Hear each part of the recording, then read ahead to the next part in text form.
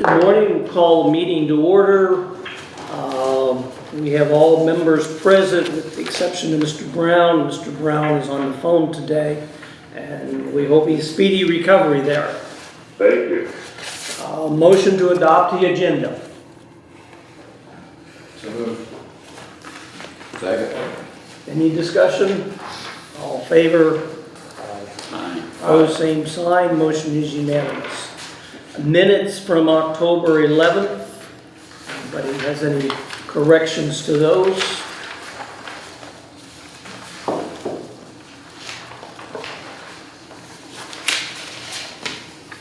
How about October 25th? I move we accept the minutes as presented. I'll second that. Both meetings? Both meetings. All in favor?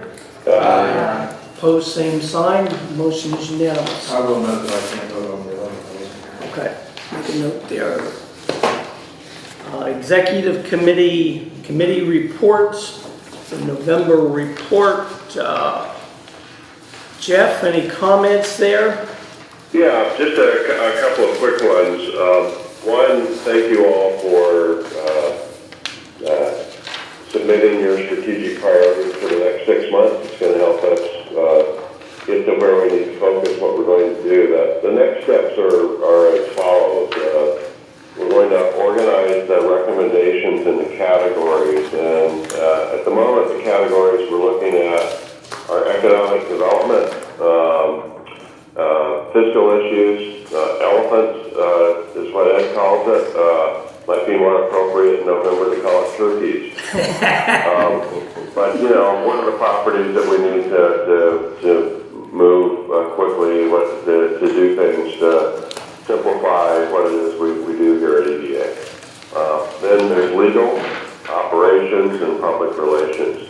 And then once we've organized those, we're going to be looking at a reasonable estimate of the cost and value to each recommendation so that we can rank order them in terms of how much they impact where we want to go and what we want to do. And then we'll be asking the Finance Committee to present the board with estimates of unallocated funds in the budget for the next 6 months so that we can then make some decisions on how best to proceed. So that's the rough process that we expect to do. I think we want to move quickly on this. There's a lot of issues that are particularly critical in doing it. The other things in the executive committee report are self-explanatory. And that also, so I've really covered also not only the executive committee report, but also our priorities, which we submitted. And under executive committee, also I was able to go with Doug to attend the VDEP orientation. And this is the Virginia Economic Development Partnership, and it is an orientation for their employees. And then it is also open to local EDA members and their staffs. So it's a dual orientation there. And I came away with a couple of things I want to note. One is everybody down there knows Doug Parsons. Even the vehicle man knows Doug Parsons. As soon as he came in, "Hi Doug, how you doing? What are you doing up there? Do you need a vehicle?" And I was going to bring one back, but I didn't have any room for it. But all the divisions, people would come up, "Oh, you introduced yourself. You didn't tell me you were working for Doug Parsons." "Oh, yeah." So we're connected there, very well connected. The other thing, in their presentations, they have a large map similar to this that divides the states, counties, and cities into their regional partnerships. And on their map,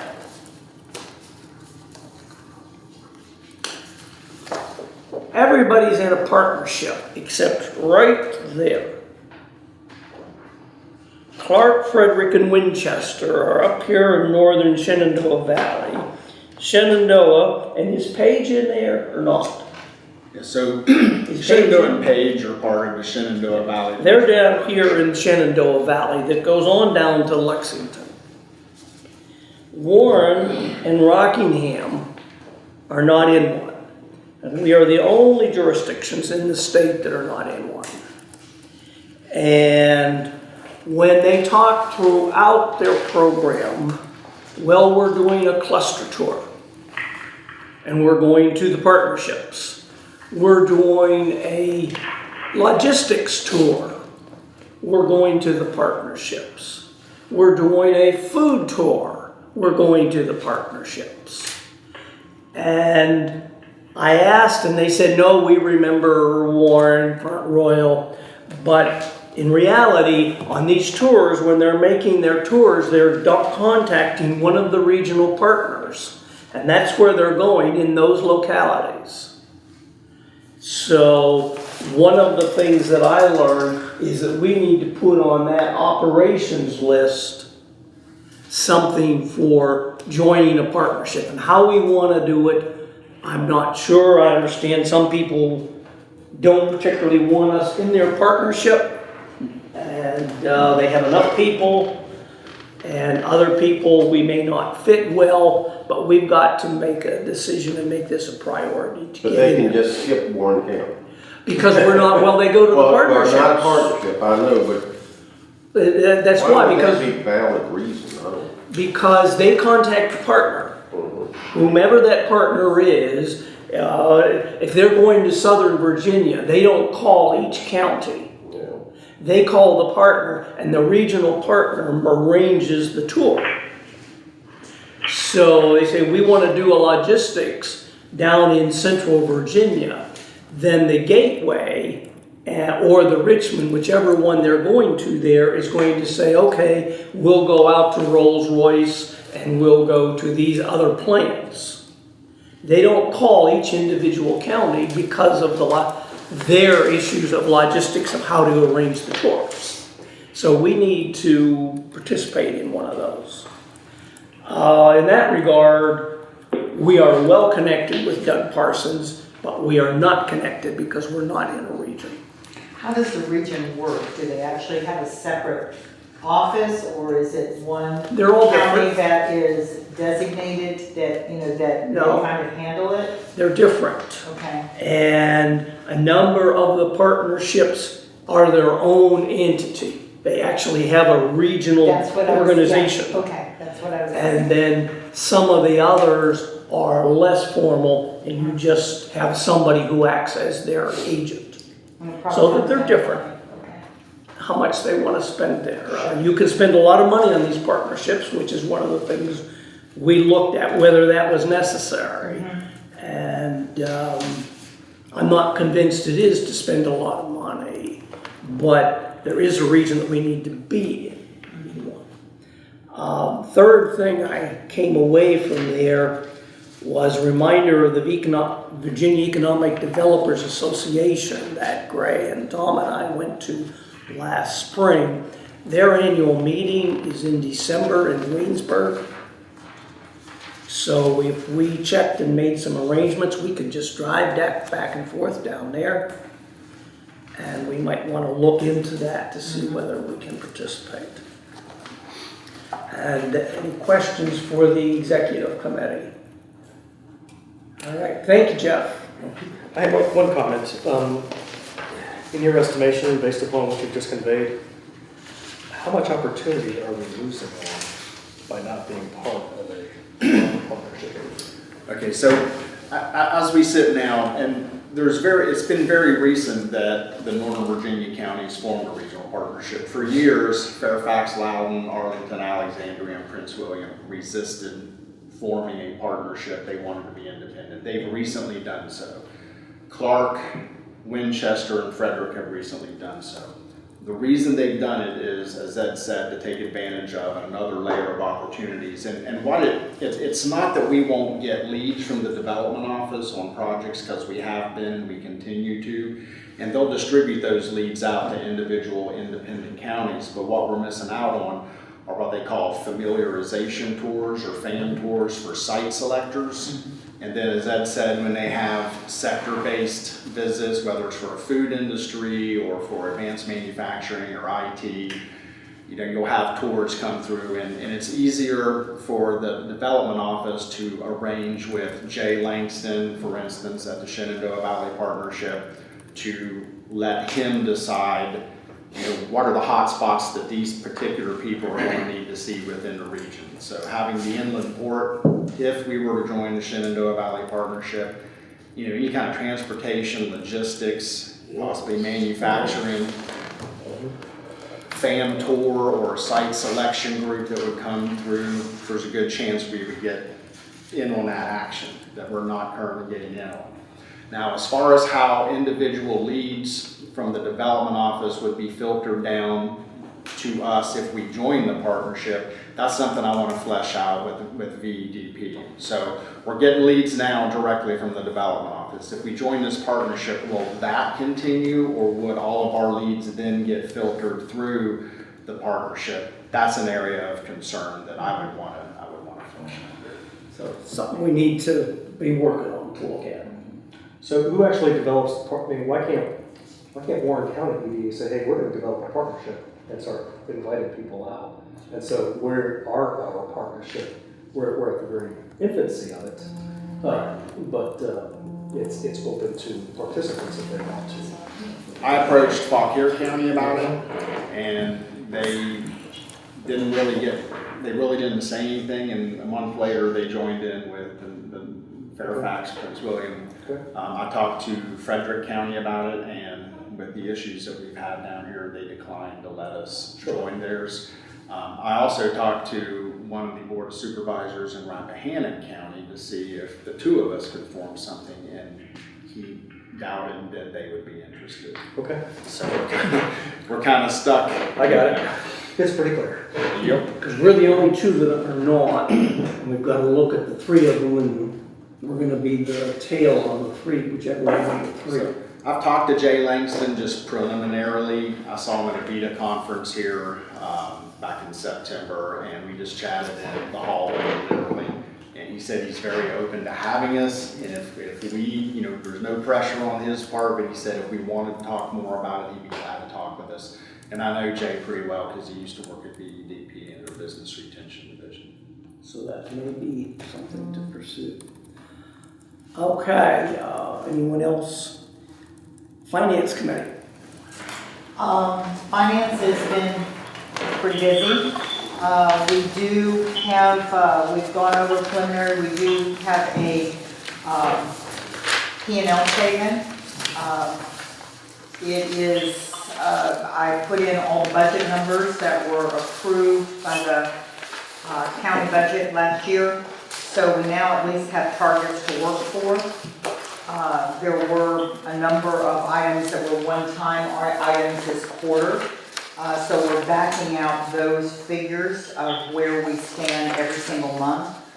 Right now, it looks as if we spend approximately $265,000 a month in debt service and operational expenses. We are working hard to go ahead and restructure our loans. We're meeting this afternoon with one of the banks as well. No, you said, did we get the profit and loss? Well, we did not, I thought it was, I thought it was going to be in the statement that there were some items that were one-time items. We certainly can send them out and make sure everybody gets a copy, but there were some anomalies for this quarter that we just left them for here. But right now, that's where we are. We also did and I've turned it over to the asset committee. We've been working on how to handle the solar panels. We've been looking at having those removed from the roof. We were looking to have it done at obviously no cost, have it go to a good service. We did get yesterday a formal letter. I did receive in the mail a letter that has made an offer to the EDA to remove the panels at no cost to us within the next 30 days. They have outlined how they would remove them, leave our roof in good repair. It would be going to a group of nonprofits who would then put them on individual houses, schools, etc. And they are paying us a little bit of money. That's right now at the asset committee for us to look at to see if it's a viable project. How we went about this is that we did send it out, as I said last month, to Rappahannock to Rappahannock Electric. They put it out to all of the installers throughout the state of Virginia. So everyone who would be able to help us in any way was informed. I did hear from three different solar companies. They all expressed interest. This is the only one that we've gotten, and that we've actually gotten an offer from, that the solar company and installer actually went out to folks who could use it, and they sent that letter back. So Craig and I will go over it, and I will contact the other two to see if they're still interested, and then we will come back to the board and go from there. Sharon, is there a process that we need to use for these solar panels? Well, I would like to see the offer because the answer is yes, and it may be that you've accomplished most of the process of doing it in a competitive way. But if you don't mind, Jory, or have Doug send me that material so we can just check it out. Absolutely, I will forward the email letter that I received last night directly to Doug and then get it to you this afternoon. Were you able to reach that Berkeley Springs company, see if they had any interest? We didn't have any interest. So I've tried to reach out to everybody that would be interested, and the main goal was to get the solar panels, if we chose to do it that way, off our roof at no expense, because I had no clue how expensive removing solar panels are. And the minimum I found was approximately $45,000.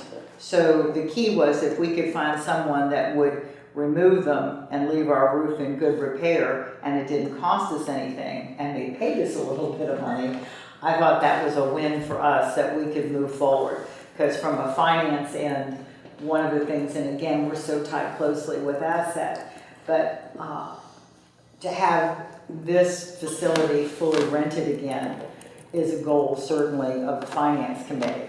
And we can't do that until we get the solar panels removed one way or the other to do the roof repairs that are needed on this facility to move forward and get this in and get these suites in rentable condition. So that's where we are on that. Just a real quick comment for the board and the public. If Jory was able to get 3 bids for these solar panels, that really is a victory, because the solar companies are not in the business of removing used panels, trying to market them, and trying to reinstall them, especially in today's market. That's not their business model. Their business model is new installs and moving on to the next job. So when they're dealing with a project like this, you're talking about removal and then replacement. That's double the work of a typical project. So the other thing I found interesting, and thank you, Greg, was that this particular offer that we have now, they don't have a use for all of the panels, but they have the storage facility to store what they don't use. And then part of their agreement is that it will go to nonprofits at no profit to themselves. So in other words, what Habitat was looking for was to be able to use these panels to put on future houses that they built. And the offer came from a group out of Harrisonburg. So I will send it on, and Sharon, I will go ahead and send you all of the background information of how at least I went about it. So if there's additional requirements that I need to do, I'm happy to do them, or, we get them out. But it was just a project that I thought we needed to get moving, or finance decided we needed to get moving on. So that's where we are on that. Jory, leaving in good repair, does that mean that they will fix the leaks and stuff too? that we No, have? what they'll do is leave it in good repair. That's a good question. Well, And, I'm saying it's a lot of money. If I could have gotten them to do that, truly, I think that would have been wonderful. But they basically, I think that they weren't going to do any damage to the roof and, any more damage to the roof, and it would be ready to, to move on. But that's a good question, and I can ask him that if they'll go ahead and repair. If they'll do that, I think it's sold At it least temporarily to buy stock. I like that, absolutely. So, Joy, pardon me? Joy, it's Jeff. Just a quick question. If you could send me the same documents that you're sending Sharon, I want to keep Sands Anderson appraised of what we're doing in case they want to have any input on it. Oh, all right, I certainly can do that, Thank you. and I can get that I don't taken care of. know if there's any exploration, given the fact that we're a political subdivision, if there's any capital loss that can be realized. Probably not, but it might be just one simple question. I can certainly. Sharon? Yeah, I think there's a whole financial treatment question associated with the whole thing that needs to be discussed. Yep. Of course, it's never simple. Sharon? Sharon? I think we've lost her. Mr. Stanley? Yeah, Dory, you had mentioned the potential about maybe the Northwood Regional Jail being able to do a lot of flat roof area up there. I still don't know, have you reached out and talked to the jail superintendent at all or anybody? No, because I had not done that, we certainly can. I was hoping that maybe you might do that. Can you forward me the installer contact information? I'll be glad to reach out and connect the two. Yeah, this was, of the three, there was another installer, and he is the one that has been working. He has not responded to me, but Okay. we were throwing out ideas, and then when you and I discussed, one of the things was they were literally using prisoners, teaching them to take solar panels off roofs, etc., teach them the solar trade. And then what they were doing was reinstalled on a jail to lower the cost of that. So we certainly can look at If you that. can send me that contact information, I'll be glad to put those two together. Okay, that would be great. So we're still working on this, but at least my goal was not my goal, I hoped our group's goal would be to have whatever with these panels off by spring at the latest, so we could get this space rented and move forward and income producing, and also job creation and all of those things we are supposed to do. So No stone left unturned, and we're doing our diligence as required, so. Sharon? Yes, thank you. Question, I'm sorry? Go ahead, please, Ed. Should we authorize an RFP after you review this, if you think we need to put it out to a formal proposal, formal process? Should we authorize that in advance so that we don't have to wait the month? You mean on the solar panels? Yes. You can say, if necessary, procurement is authorized.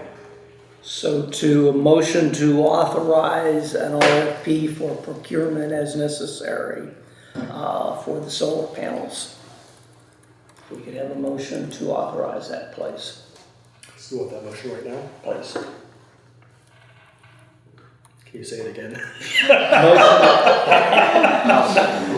would it be to dispose of as opposed to? Well, it's to authorize us to procure it. We still have to approve it when we get the results. Yeah, that's right. It would be to authorize the procurement process if additional process is required. So I had a motion and a second to that effect. Any discussion? All in favor? Aye. Opposed, same sign. Motion is unanimous. The other thing that we were looking at this month was looking at local legal services for debt collection for our, for any outstanding rebate loans. And so I would like a motion to approve an RFQ to put out to local, or local attorneys for debt collection on our rebate loans. If I might, just a moment on that, Dory. Sure. And maybe we can combine it with something else that I've discussed with Doug a little bit. As I told you all when we first talked, we do debt collection. We can do it if it's substantial amount, but I think the thought from the board was that perhaps if it were just small amounts, we'd do it on a contingency basis. And that can be done under the law. We are working on an RFQ that would suit that purpose. I think that's a better way of doing it than for me to just go out and find another lawyer to do the collection if that's required in court. So we'll try to batch them so that it's something that somebody is worth actually would be interested in doing. It occurs to me that because it's in some ways takes up time to do all these RFQs or RFPs that Doug and I have been talking about whether we are going to need to do settlements on some of the sales of property, and the answer is obviously yes. I think that in most cases that I will be able to do the work that's required for the owner, but there may be some situations in which that is not going to be the case because I'm not a settlement attorney per se, and there's some federal requirements, particularly for selling anything that's got residential property involved under HUD. So I thought that rather to be efficient, that we might include in this RFQ not only debt collection, but as a second option, go ahead and include settlement services as needed, which could be either a lawyer or a settlement agency. So if you don't mind, Jory, if you think that's worthwhile putting in there, then we could do two things at one time, and then we just have kind of a list to go to for a while. I think that's an excellent idea. It'll save us a little bit. And save us some money. Are we ready after that to Yes. for a motion? Then I would ask for a motion to approve an RFQ to go out for debt collection and for settlement using local talent. Can I just make one comment on that? Sure. When you start saying using local talent, you get into issues of who is considered local, and you set yourself up for challenges legally to it, because some people consider themselves local because they can get there in 5 minutes, even though they're an hour and a half away. Other people consider themselves to be local because they're in town, and there have been some issues with perception for using the term local. So what we will do is to put in factors that indicate the need to be readily available for court for these purposes or for the settlement. And I would say definitely with respect to the collections, based on contingency, you are more likely to attract local lawyers than you are outsiders. Outsiders being from, outside Warren County or the town. So I would urge not using the word local. I'm more concerned about talent than I am local. Me too. Yeah. So that's fine. So revised motion then to put on an RFQ for settlement and for collections for the EDA. Are you asking for a motion or do you make a motion? I'll make the motion. Okay. So second, I'll second that. discussion. I think that the reason that we're pursuing this is obviously hopefully from a logistical standpoint and from a Yes. cost standpoint. I think we realize that there are certain firms that are more adept and attuned at handling this type of work than Sharon's expertise lends to us. And I think that's a win-win for the community and for our bottom line. Absolutely. The amount, it says microloan account 22,000, is that the bad debt portion or is that the whole portion? I mean, is that all we have loans?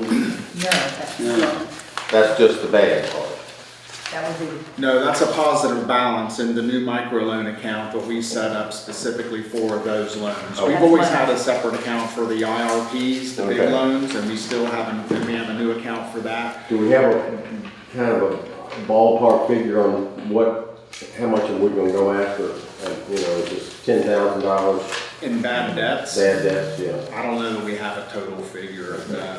We can most of figure them that out. average anywhere between 3 and 5. Yeah, it varies, but on average, Depending on I'd say. where we are. But there's about- I've seen that before, but I just wonder what's the update on it? I thought we'd get a sheet on it. We Well, can get that's, you know, once we get the I'll legal make sure I service, get one in the package for next month. Okay. well, once we get it. And excuse me, and that ballpark is going to be somewhat relevant to that willingness for people to want to do this type of work. So that's something that Doug's to be putting together for us that we can package this RFQ. So they know exactly what we have. Okay. Thank you, Greg. All in favor of the motion? Aye. Opposed, same sign. Motion is unanimous. Do you want me to make the motion as far as the adjusted journal entries? Yes. At least, okay. As you all know, last month we received the adjusted journal entries as submitted by Carolyn and Heather for what needs to, that's the first step of being able to move forward with the audits. And the journal entries were sent to Sands Anderson to also review for write-off to make sure there was not an issue there. We have received information back that they are ready to, that Sands Anderson said it is all right for us to go ahead and make the motion to have those adjusted journal entries approved by the board. I don't know if anyone else had any comments on them. I did go through them. Based on the knowledge that I have, they appear that they all need to be written off as recommended. So I would make a motion that the adjusted journal entries that were presented in executive session would be approved, and these items then can be moved forward to Young, Hyde, and Barber to proceed with our audit. Second, Second. discussion. Please. Sands Anderson had said that you could go ahead and send it to Yana and Barbara, it was okay, but not otherwise release it. That is Correct. Has that been done, or you? or That's has the motion. That's the motion. No, but in their instructions, they said you could get it, sort of give them a leg up. It doesn't matter now, but if this is what we're gonna be approving now. But I'm asking, had it already been sent to them so they could get started? No. No. No one has. No. Well, Jan Hyde already has it. Well, Or not- Sands Henderson, rather. Sands I has was it. asking about Yana and Barbara. No, Young, Hyde, and Barber has not received the adjusted journal entries at this point. They went to Sands, and we just got the approval back. If I'm not mistaken, it was Jeff. I think I just received the email 2 days ago. That's about right. Yeah, two It was days this ago. week. So that was it. But it was a legal opinion, correct? It Yes. wasn't necessarily an approval, just to be Well, it was a legal opinion that, thank you for clarifying that, legal opinion that the board of directors could move forward to authorize those journal entries to be written off and forwarded on to Young, Hyde, and Barber. Yes. Did Carolyn deliver a presentation to us on what those were extensively, with any backup or anything? Last month. Last month, yes. Her and Heather did. Well, that's the one that I was at in New York. You were, yes, Get you a you were copy in of New York, those. you were, I didn't get a copy of that. you know, You get him you a were. copy. Oh, We'll get you one. you get you a Question. copy. Sorry. That's all for the question. All in favor? Aye. Opposed, same sign. I Motion oppose. is unanimous. You oppose sending them on? I haven't reviewed them. Okay. So oppose or abstain? Abstain. I'll abstain. Abstain for not reviewing, and we'll see that he gets a copy. Sorry we missed that last month, because he realized it wasn't there. You know, we have to sign in blood for any of those, so that's probably why you didn't. get This one. is a big step, Yes, it is. and I'm not gonna vote for something that I haven't reviewed. Do we want to wait till, No, I don't think we want to wait, because I think we want to get Johan, but we want, if there are any questions when you review it, to come back and review that. But I think we want to get Jan Hyde started on this. We've been waiting a long time to get Jan Hyde started on this audit. and one of the things her caveat is that there may be, as we continue to dig into this, there may be more adjusted journal entries that will go forward. You know, this, you know, it may Start. be a never-ending process, but we have gotten a good It's a bold start. start on this for, you know, for this point. Other than that, I think I've probably taken up enough airtime. Thank you. Assets Committee. So last week we had a closed session for the Assets Committee, but in the spirit of transparency, there are certain elements of that committee meeting that can be discussed without divulging too much detail or putting us at any risk. The committee report is in your packet. I'm not going to talk about every point in here, but there are certain points that I do want to touch bases on. First item is the Town of Front Royal via Doug Napier has requested to winterize the Afton Inn at the Town of Front Royal's expense. The EDA sent to the town attorney the day of the request are stipulations for that work to occur. As of this date, I have not received a response from Mr. Napier regarding our stipulations. He did respond, but he did not address the EDA's concerns in that response.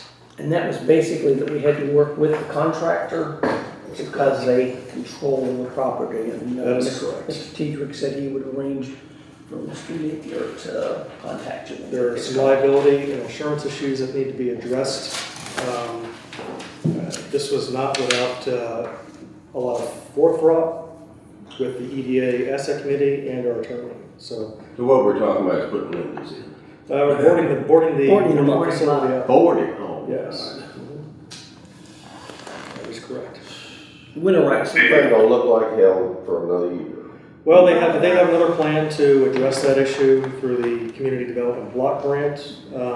I, however, publicly state that I think it's important for the Asset Committee to get the framework of the agreement lined up first prior to agreeing to anything beyond that. So I'm open for discussion.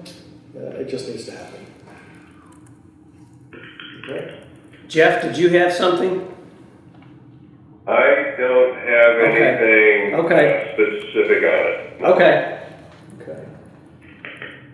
I'm not going to belabor the point about the Kendrick Lane and the solar panels. Jory did a quite apt analysis on that. One thing that I did want to ask the Finance Committee, of that debt outstanding obligation that we are subject to every month, how much of that is in arrears or considered bad debt by possibly some of our partners in the community? Do you have an idea? Well, I do know that we have not been reimbursed or paid for the police department in any Okay. shape or form. We have sent a bill Okay. for the police department, Okay. and that is in excess right now of a little bit over $8 million. Okay. And we've not been reimbursed at all for any of the interest on that. Okay. On a Is monthly there an update on that bill? I'm sorry? Is there an update on that bill? I'm sorry. Sure. I mean, we've got the bill, we have the interest calculated up through October October 31st. 31st. So we need to submit that for up through October 31 to get that submitted down there? I believe so, yeah, along with the letter. Okay. And you And will, that is still in progress at this point. It is not gone out. We haven't sent out yet. And that debt is approximately $20,000. That's what my question was, really. It's in that neighborhood, Yeah, yeah, it's, the you know, it's interest approximately, alone. you know, the interest we're paying every month is approximately $22,000. It's about, it's about 25%. Okay, so $22,000 every month is going out on debt that has yet to have an obligation tied to it, or an appropriate response to it. Correct. Okay, that's what I needed to be aware of. And I understand that we also have an invoice from that contractor. Yes, we do. We are holding the invoice at the current. Okay, so that needs to be addressed in some fashion. and that needs to be part of this letter. Okay. Okay. So regarding bad debts, we discussed bad debts with property tenants right now and our course of action with that.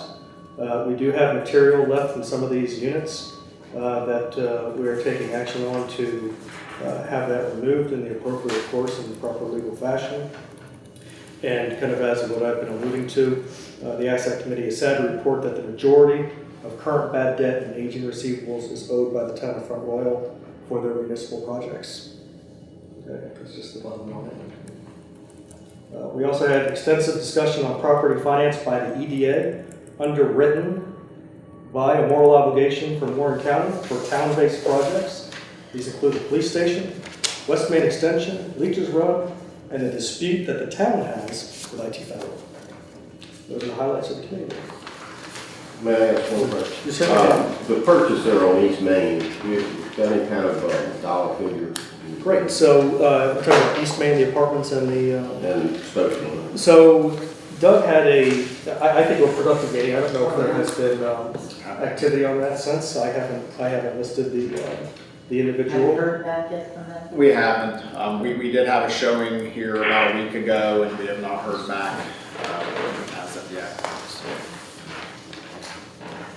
So the answer is no. Okay. Any other questions for the Asset Committee? Brings up a question, Jeff. Yeah. We needed to authorize some action by Sands Anderson. Are we gonna do that after the closed session? Yes. Okay, just wanna make sure it's on, we're not gonna forget it.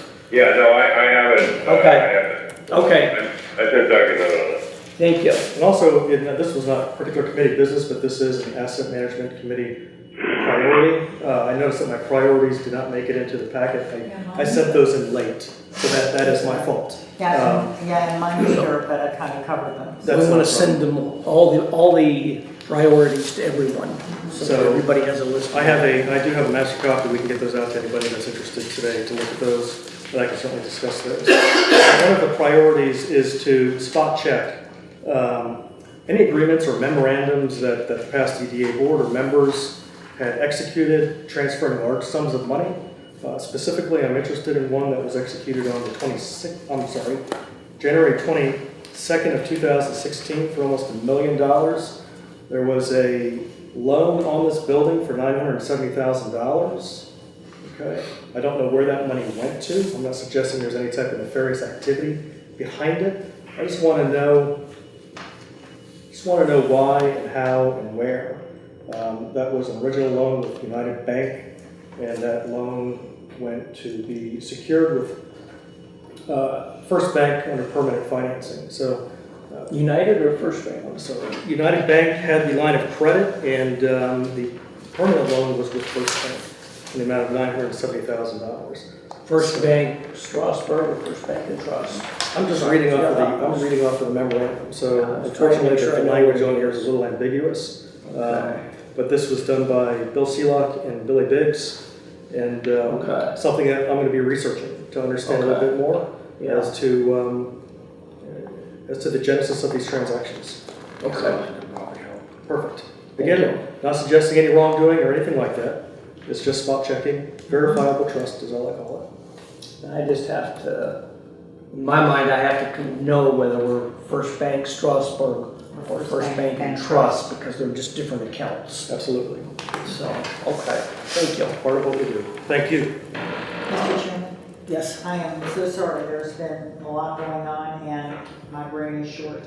I did neglect to mention that we do have it's a $500 policy, it's a 6-month policy on the liability for the afternoon. Okay. And I am suggesting that we do not go out for bid, and I did not go out for bid simply because the afternoon is the afternoon. It is very difficult to ensure this is for liability, that if anyone would get hurt there, it was done through, and it is through the Stoneburner Carter, but it is written, the insurance company is Evanston Insurance Company, and the policy is $511.25. It's a 6-month policy. We can review it in 6 months, but I do think we need to leave that particular insurance coverage in place due to the condition of the property. And I wanted to make sure the board was aware of that, and I'd like a motion on that the board authorizes the renewal. This doesn't come up until I think it's the first part of December, but I'd like to get it done at this meeting. What is it, builder's risk or what is it? It is for liability on the General property, liability. for general liability. Don't have to. It's been a policy that, and if I'm not mistaken, because some of the insurance is somewhat murky, but I believe the town has the majority of the insurance on, as far as the building itself. We'll just do the liability portion of it. so it's the liability if somebody's trespassing, is that what it is? Yes, it's a liability policy. But that would be what it would cover, is what I'm Yes, getting that at. is correct. Because it doesn't have anything to do with the contractors or the workers. No. It's if somebody comes on the property and gets hurt, That's correct. is that what it is? Is this a general liability like a homeowner policy? Basically, yeah. That's exactly what it is. But it has nothing to do with the condition of the building. So it doesn't, if the building falls in tomorrow, it doesn't come into play. No. Only if Unless somebody's trespassing. somebody's trespassing Would gets fall hurt. on them, yes. This is only to Yeah. protect if somebody is hurt. Yeah. Sharon, are you okay with that? Yes, I don't see a problem with renewing that way. And it is definitely a 6-month policy. Just taking over these policies, and I apologize for still being the new kid on the block, and I know I won't be able to use that forever, but being only here since July, there's a lot that is on all of our plates. But I just did not feel comfortable going out, for bid. I wanted to leave this one at least for the next 6 months in place. I think you need to get that because it seems reasonable, and if a new insurer wants to come out there and inspect the property, we're probably gonna be rated a lot higher than 500 for the 6-month policy. I think so too. So is there a second to that motion to authorize the renewal for 6 months? Yes, sir. Discussion. Mark? You've got a quizzical look on your face. Yeah, I just don't understand the relationship. I mean, it's technically not our site, so why are we insuring it at this point? But But With the contract. we're the owners. We're the I owner. understand where it comes, but it's in the contractor's hands, so until substantial completion is declared, it's not our site. So if somebody breaks into the building, the contractor's insurance would be their builder's risk of their own liability would cover that. At least that's what should be in the agreement. But for $500 a month, Or 6 months. 6 6 months. months, yeah, that's. As I'm understanding it, and this is my initial hearing about this, this would be backup insurance if there had to be a claim made. Yes. Yes. This would be if somebody filed some sort of a claim against the EDA as the owner rather than against the contractor, or in Correct. addition to the contractor. I also think that the contract calls for us to have that general liability insurance. I would not be surprised, but that's probably true, yes. Okay, are we ready to vote? All in favor?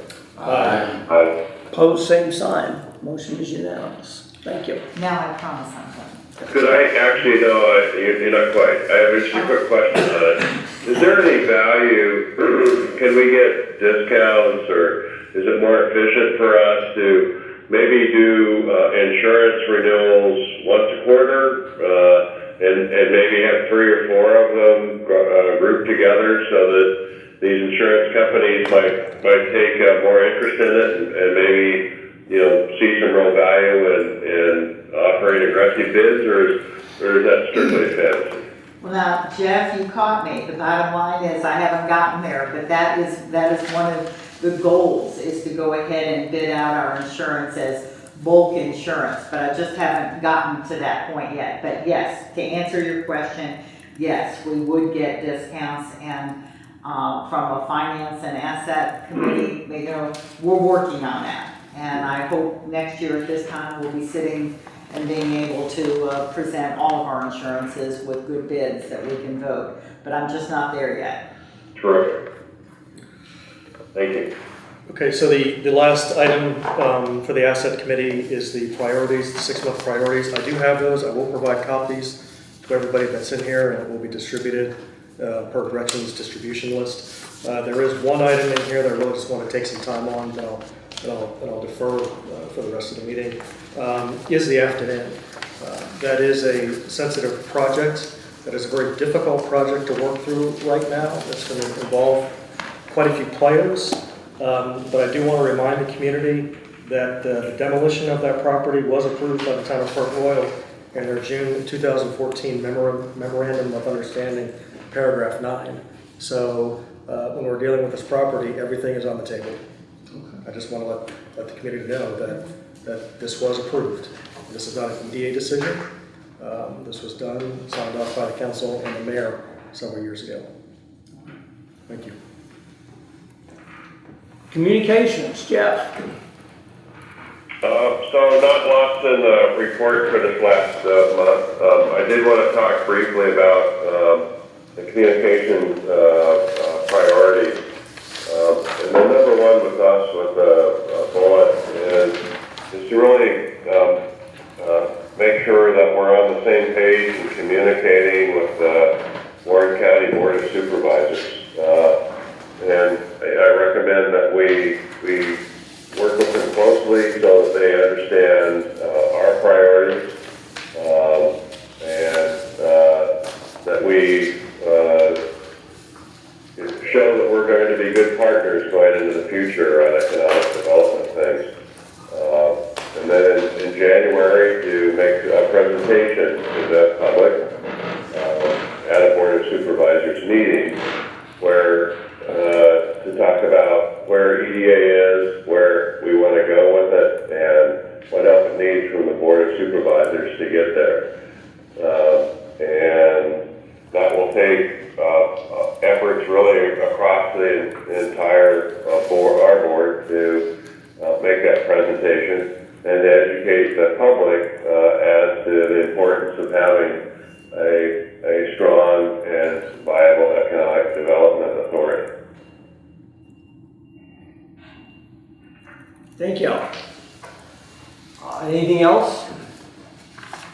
Nothing else from communications. County Administrator's Report. Mr. Stanley, anything you want to highlight here? Just, report is in your packet. I did want to report on a couple of things. One, I appreciate, I believe Mr. Parsons and Mr. Daly attended the Planning Commission meeting the other night, in which case the Case Springs property received unanimous recommendation from the Planning Commission to rezone the property from residential 1 to commercial. This will facilitate the development of not only that 2 acres, but the adjacent property that's owned by the town and county jointly. Some of that was part of the old McKay House property, some of it was completely separate. We do have a prospect or 2 out there in the wind, and this is a necessary step to be able to move forward and develop that property. We also, so board public hearing, that will be on our meeting next Tuesday. Meeting starts at 7, public hearing at 7:30. There's also a public hearing that evening on the Equus warehouse project.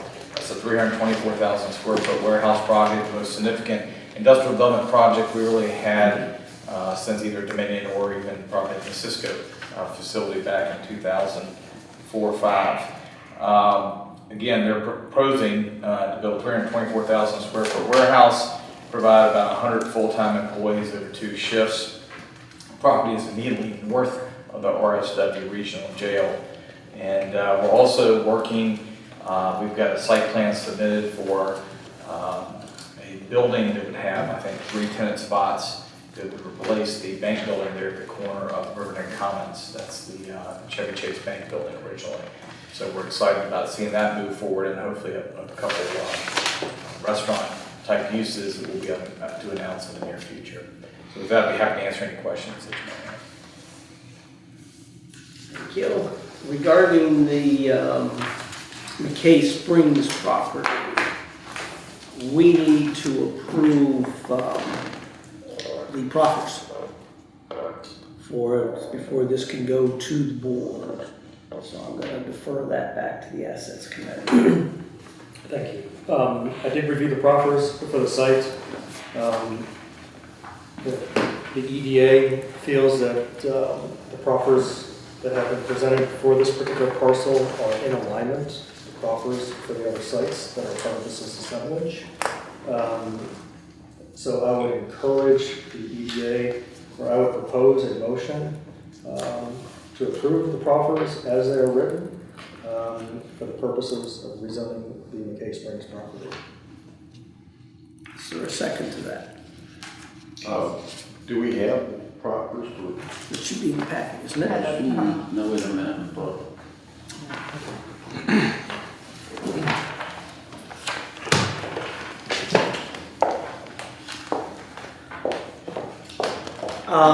Mr. Chair, I would just add that we would need a signed proper statement before the hearing in order for the property to be valid. Otherwise, That's why we're doing it. Might as well leave one of them. Can't get a contractor to do it all. Instead of board, you know, even if they don't do anything else. When this is prior to the hearing. Don't forget. Well, the contractor, but get the contractor to start working on it. A lot of people you guys won't pay for. I think Get paid for it. Come back, Harold has some comments on this.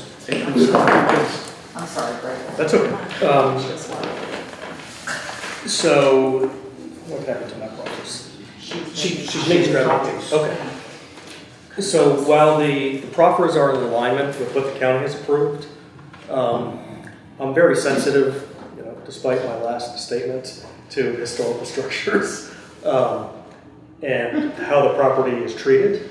I feel that, again, while the proffers are in alignment with what the county is, I think that the proffers could use a little bit of refining as it pertains to the structures and the structure requirements that are on there. If I can respond, Please. Greg, proffers are a minimum. Yes. I would say this, and you guys are the surrogate for the county. We paid for this 2-acre site. You purchased it for us. When the a contract is eventually made, you can include other provisions tighter than the proffer statement. The original piece was we had to negotiate with the town to try to get an acceptable piece there. And that included, I believe, a ½ acre around the ruins of what was the old McKay house to preserve or maybe incorporate that into eventually the development. My guess is that this property will be developed in different pad sites and that ultimately, like the corner, will not be part of the house development. Now, the back piece, the back portion of the property would be developed along with the ½ acre historic site. There's also a chimney from the old Jacob McKay house there that's also visible on the property. And I personally would hope that that would be incorporated somehow into the development, but I would certainly say you have the additional protection. If you want to get into the exact designs of the buildings as the contract seller, because it's still in the EDA's name, you can do that over top of the property. You can be more stringent. Perfect. Okay, so that's great. I was not aware of that. That's good information. I certainly did not want the proffers to be overly restrictive that is going to hinder economic development. but I also want to make sure that the properties address certain elements, as the chimney. Maybe that chimney can be torn down and used as a monument, as a tribute to the Case Spring site. So items of that nature would be important to try to include. Who authored this? Yeah, where'd they come from? That would be I believe the planning director and previous county attorney. So they came from planning commission, basically. Yes. And they did, we indicated these do mirror what the county has proffered on the adjacent properties. Because there's more than one parcel in this complex. So I noticed, Mr. Stanley, that the proffers call for a 10 cent per square foot contribution to the fire department out in that area. And that's consistent with all the other commercial development that happened at Riverton Commons and Crooked Run. A lot of that has paid for the paving. Actually, we're getting ready to put a new metal roof in the fire department. Is that proven in the past to be enough? Is it truly reflective of the model? I'll say this, on the larger, certainly the larger like warehouse buildings and things, it has proven to provide a substantial amount of resources to finish and build that complex up there. And it's been equitable. So, yeah, would you like to get more money? Always. But Well, I know you can't legally. But I think it's been, the way we've been able to sell it is that it's been an equitable contribution. Okay, because if I put a 10,000 square foot building, it's a $1,000 contribution. Yeah. It seems like a pittance. 324,000 square foot warehouse. Different matter, different matter. So, I mean, again, this is the county's proffer statement. If your model is consistent with the true expenditures, then I certainly can't contest that. I just can ask the question. So. And we will have a second opportunity to look at this when we actually have a sale of the property. But this is just what is in there for the rezoning itself. So this 2 acres is part of the larger development? The entire corner, I want to say there's about a 9-acre piece adjacent to it, Doug, that's on the sign out there that's been advertised. There's actually 4 acquisitions that make up the property. First, the town purchased the McKay Spring property, which included the old Cedarville Grocery property out there and the Jacob McKay chimney. The county acquired part of the spring property from DuPont at the time, now Exalta. And then the town and county jointly purchased the property that made up the Thomas McKay house, which was the oldest house in Warren County. It's now the ruins. There's a chimney and some additional structure of the house that's supported by steel framing. And then lastly, the county purchased the old East Step Trailer Park, which was on the corner, which is the subject of this 2 acres. So this 2 acres is rezoning from R1 to commercial, the trailer park, and the right-of-way that used to go around the trailer park. So now it will all be zoned commercial and can be redeveloped, or subdivided, and sold off in parcels. We have talked to folks over the last couple of years about coming in and acquiring the whole piece. And then we've also talked to people that may only be interested in a parcel or 2 as part of the development. We have worked with Benoni to do a layout of what a 2 and 3 parcel layout would look like. Ideally, before the EDA sells the first parcel, you want to know what the entire thing is going to look like. And I think, too, to make sure that the improvements made by the first developer don't have to be ripped out when developers 2 and 3 and 4 come in to the site. So that's part of that, is to have a kind of unified plan of development for the site. But I think we feel pretty confident we got somebody that's interested in at least one of the parcels on the corner, and they'll hopefully be able to put in some of the infrastructure. The good news is that there's water at the front of the property and there's sewer at the back and through the property. So this is a unique piece of property, and that it's very developable. There is some floodplain on the back of it. We feel like we've done an initial flood analysis that the floodplain on the flood maps is a little bit larger than actually what it is, and that we can gain possibly a 3rd parcel site development pad on the back of the site. But again, being a four-way crossing there with Rockland Road intersection, heading over to Middletown, it is a good site. It's got good traffic and visibility. And for that reason, we've had quite a bit of interest in the site over the last, say, 3 or 4 years. So these properties aren't really being assigned to them, they're really contingent properties based on a future prospect or sale. Yes. Correct. Typically, the properties are assigned to a purchaser or a developer. They will run with the land. Right, okay. Any other discussion? Silly question, Mr. Stanley. Is there an active spring on that site? It is an active, not on this site. It's on the site that the town of Front Royal retained. Okay. That produces approximately 1 million gallons of water per day. Okay. That water is, from the studies that I know we had done in the past, is coming from the industrial park area, the area on the east side of Route 345-22, all the way back up towards Family Dollar. That whole area drains down to the spring. The town has looked at that spring and evaluated it as a potential water source down the road, particularly to have the ability to produce water on that side of the river, particularly if you had a break in the water line under the Shenandoah River, the interrupted service, that would greatly impact, say, the Dominion side and the other commercial users out there. So the town had looked at that as a backup water site to possibly develop in the future. So the town, for lack of a better word, is going to retain the mineral rights to the spring. They will retain actually about 2 acres and the rights to the spring. Okay. Yes. Anyone else? So, I think I have a motion, and I think it's been seconded, and I don't think it's been seconded because. I think you did. Did you second that? Second motion. Okay, so I guess it's. We're ready for a vote. All in favor? Aye. Opposed, same sign. Motion is unanimous. Anything else from assets? I'm done. And we're done with communications, Jeff. We're done with the county administrator's report. Mr. Tiedrick, anything that you would like?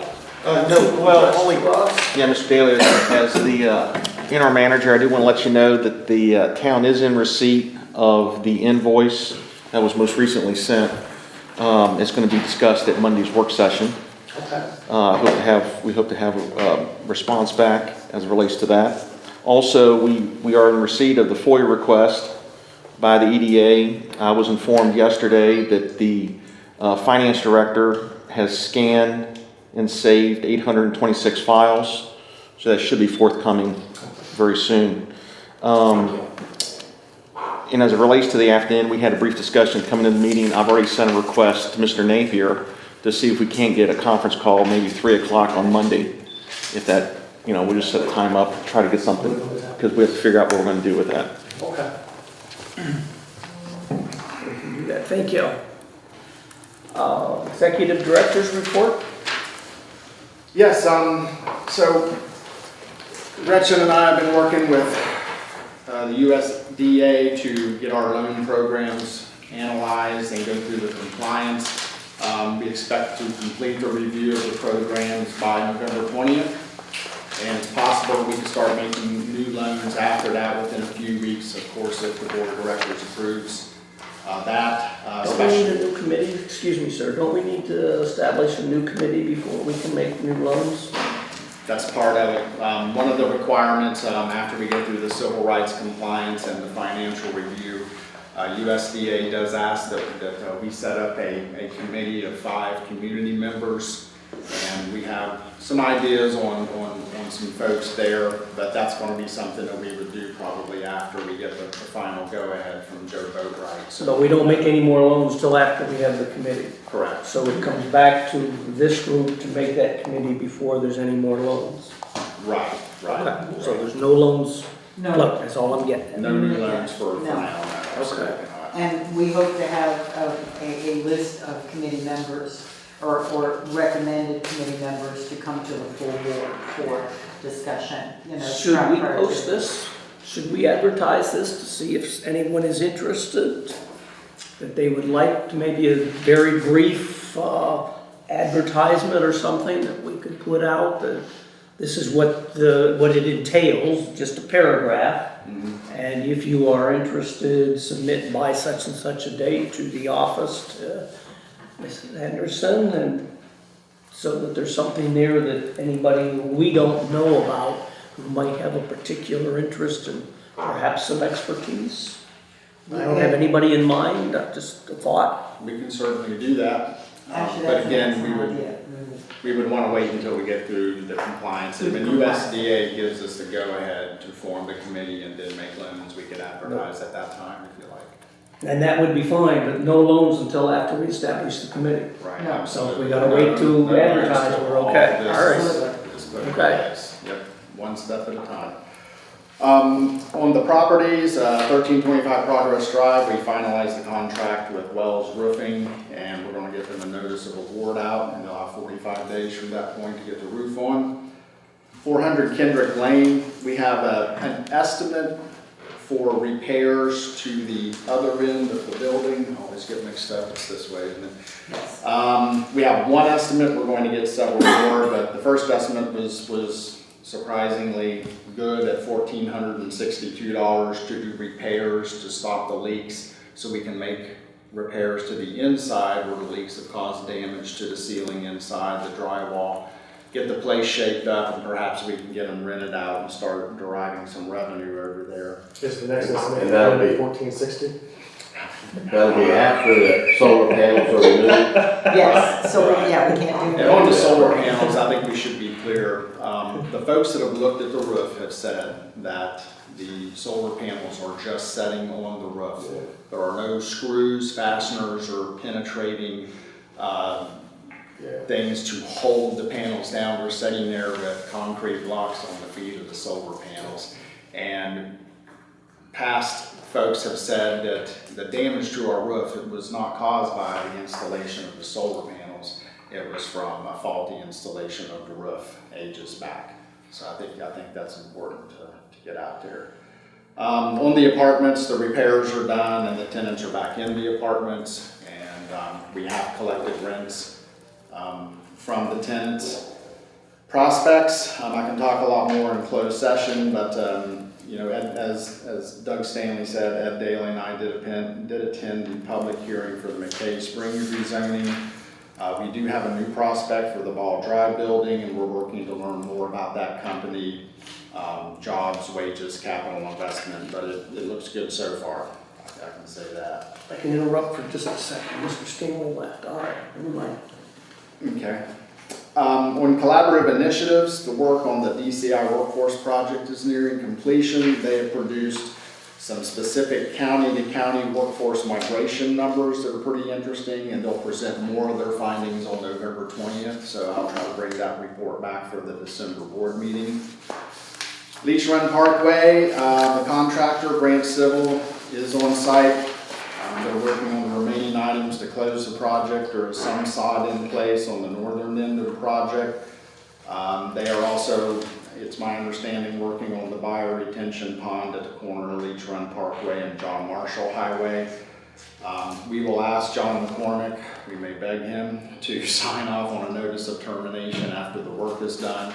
We're hoping that the sod work and the work that's being done out there is something that they can justify signing off on this fall versus next spring, so we can get this project closed out once and for all. Doug, can I ask you to bring Gretchen's report on the status of the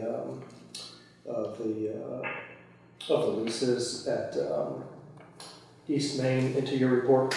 Because I forgot to bring her in on the asset side. Okay, so I'm sure you want the leases on East Main Street? Yeah, She- the storage tenants? Yes, thank you. She was going to deliver a report to the group as to the status of how that process is working. You wanna? Sure.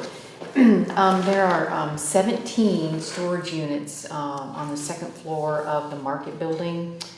8 of them have items in them. Of those 8, I have made direct contact with 3. We're working on a plan to get their stuff out. The 4th one that has items in there, we believe it was previous Stokes Mart inventory, so we're just going to confirm that. That leaves 4 people that I've not been able to contact. We sent out an initial letter on October 28th. I'm sending out a final notice letter today. All items have to be out by December 1st. I'm meeting with Warren County Maintenance Department at the store today because there's a landing on the stairs that's very spongy. It's not very safe. So we're going to shore that up and get that taken care of by December 1st. Thank you. Thank you. Thank you. The site characterization project through VEDP, we've received the draft report on our sites. It contains a wealth of information along with what is needed to raise our tier ranking so we'll be more competitive for prospects that come through VEDP. If you remember last month, I said that 90% of 466 sites in the state of Virginia that are 25 acres or over are only at a tier 2 ranking. So we have an opportunity here at our sites to put some investment into them and bring them up to 3s or 4s or even 5s. We have an advantage in Warren County because Happy Creek, Avtex, and the Stevens sites, the hard part's done. The water, the sewer, the electric, in the case of Stevens, the gas is on site. That's the major investment. And hats off to the folks in the past who have the foresight to get all this infrastructure out. All we need to do is backfill with phase 1 environmental reports, all of the surveys, which are expensive, wetlands delineations, rare, threatened, endangered species, so make sure there's no 3-headed billy goats running around out there or anything. There are monies available for getting those sites, that site work done through VEDP. They've got a budget of $1.5 million statewide. They're asking for a lot more for the future appropriation, but some of that money will be available July 1st and we could apply for it. But the work that we're doing on Happy Creek in the town will get those 2 parcels up from a tier 1 to a tier 2 just through the rezoning efforts that we're doing out there. When we're ready, I'll be able to share a lot of that information with you. These reports also include data on workforce availability and cost and quality, transportation, and the types of industries based on the workforce that VEDP feels that we should be chasing as well there. Business retention over the last 3 weeks, I've met with more of our existing businesses. We do have a company in town that plans to double their size over the next 3 years, and they've asked for assistance in workforce recruiting and training. I've introduced that particular client to some workforce professionals at Virginia Tech and George Mason. The jobs that these folks need have to have a 4-year degree. Otherwise, I would have gladly included Royal Fairfax College in that. Also introduced them to my successor at VEDP, Taylor Johnson, with the Virginia Jobs Investment Program. There's a chance that these folks could qualify for that grant. I'd also like to thank the Northern Shenandoah Valley Regional Commission for providing some great workforce data that I think the company found very useful. Also have 2 more retention visits with 2 of our major employers, one later this afternoon and one next week. Thank you. I have a question.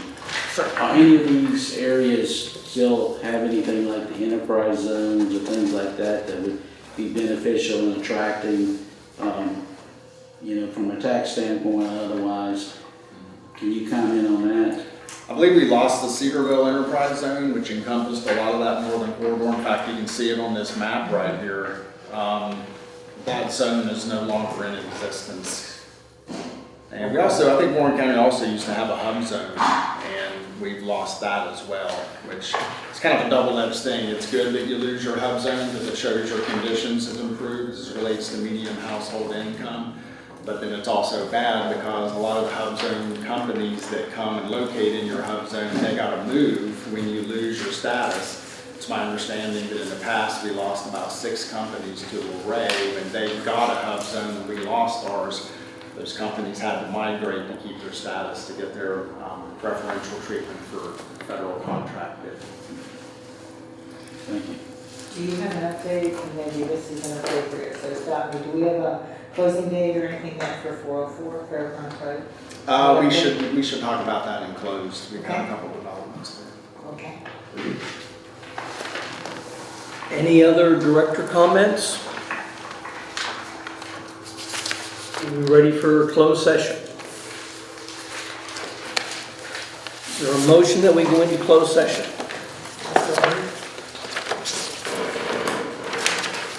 Oh, I didn't realize the saying that I have to read it.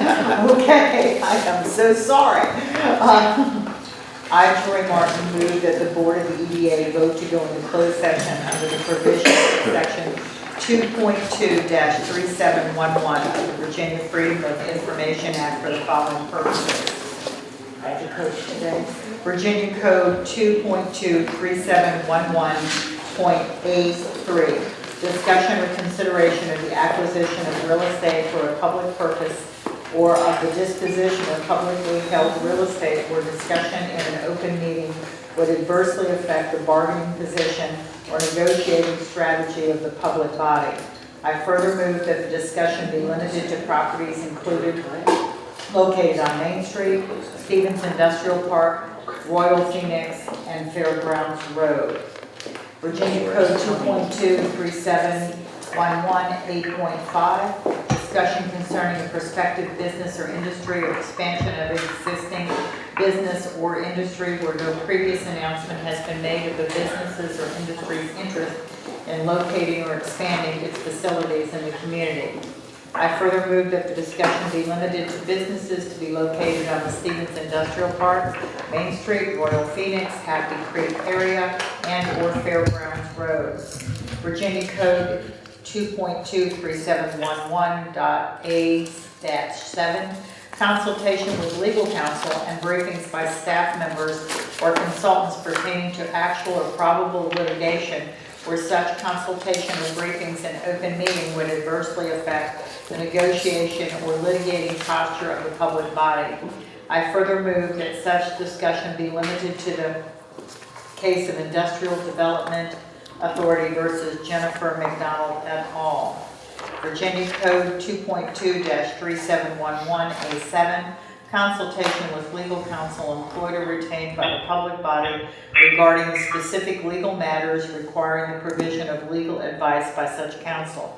I further move that the discussion be limited to the discussion of loans, accounting, debt service, First Bank and Trust, and the Afton Inn. Excuse me, just a moment. You left out two other cases on the next to last one. Yes, ma'am. Royal versus EDA and Workforce Housing. So if you just amend your motion to include that. So amended, yeah. Is there a second? I'll second that. Roll call? Blanton. Aye. Daly. Aye. Pattison. Aye. Baker. Brown. Aye. Harold. Aye. Martin. Aye.